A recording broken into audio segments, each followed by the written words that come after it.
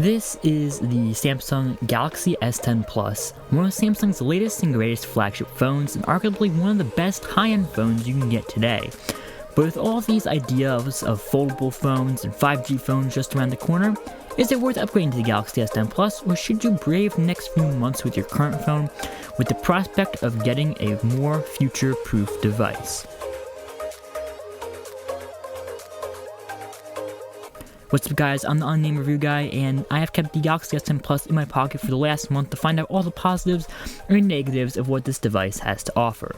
Starting off with what is a huge change on this device, which is the display. The Galaxy S10 Plus has a 6.4-inch 3040 by 1440 AMOLED display that is capable of some of the brightest and most vivid colors. But that's what we can expect on Samsung devices now, and competitions from manufacturers like BOE, for example, have been getting very close. OLEDs are all starting to look great, so Samsung definitely has some competition coming for their throne.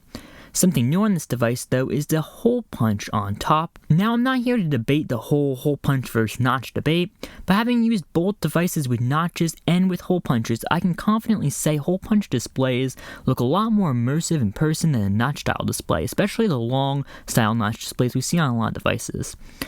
This might just be one of the closest devices in the US that we see that looks like those from companies like Oppo and Vivo, which are pushing more full screen devices.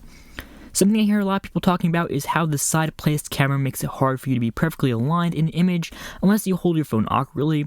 I can confirm to you that this is one of those things that are blown so out of proportion in order to get a good clickbait title.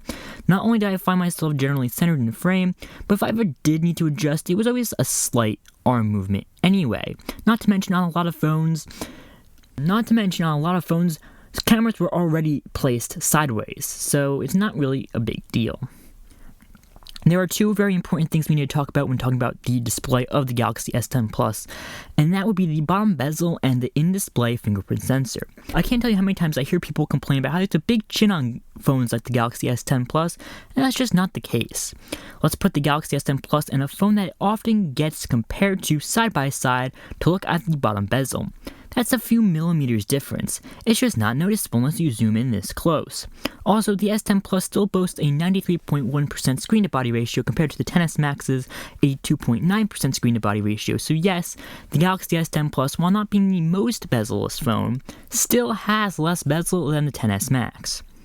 Now that we got that out of the way, let's take a look at one of the new features on this phone, which is also very controversial: the in-display fingerprint sensor. Some people love it, some people hate it, and I'm here to tell you it's just fine. No, it's not the best technology I've tried, but it is a more secure technology than previous optical in-display sensors. It works is what I'm trying to say. It's not super slow as a lot of reviewers will tell you. Some issues I had with it were fixed through updates, others were just blown way out of proportion, but it's definitely a technology I look forward to seeing in future devices because it does work. Now let's flip it around to the back and check out some new features back here. The first one I'm going to talk about is something that Samsung is calling Power Share. We first saw this on Huawei's Mate 20 Pro last year, and I'm happy that Samsung has included it in the S10 series, and I hope many companies follow suit. This feature allows you to flip over the phone when not in use and charge anything on the back that can be charged wirelessly by just placing it on the back of your phone. While I don't think this is a useful feature for charging up your friend's phone when they're low on juice, I do believe this is very useful for those days you forget to charge your wireless earbuds or smartwatch. With the ability to charge accessories like that anytime, anywhere, I can recommend things like wireless earbuds more because making sure to charge isn't necessarily an issue.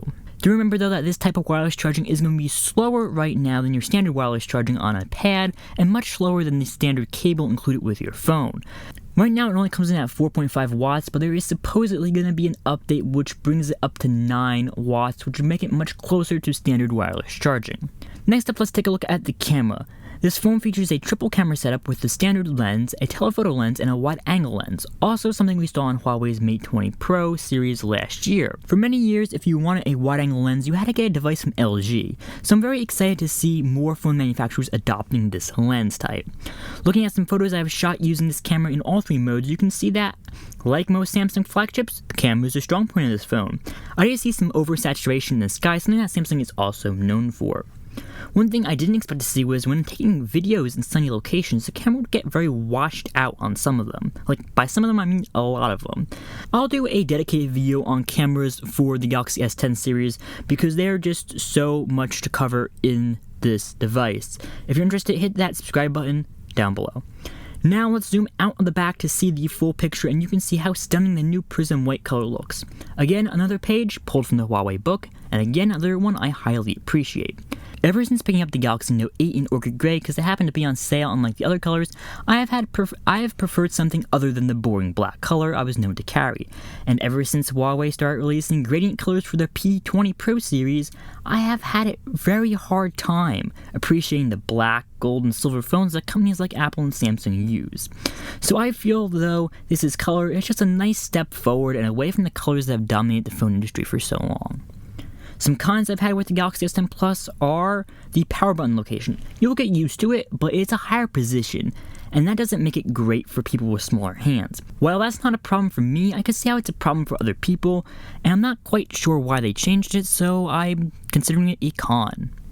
Spotify controls, for some reason, never worked for me on the lock screen. I'm not sure why this is happening. I could never really figure out how to fix it, but it's never happened on any other Android device for me, so I'm going to consider this a con. Now, do know that in the middle of recording this and filming the video, it started working again.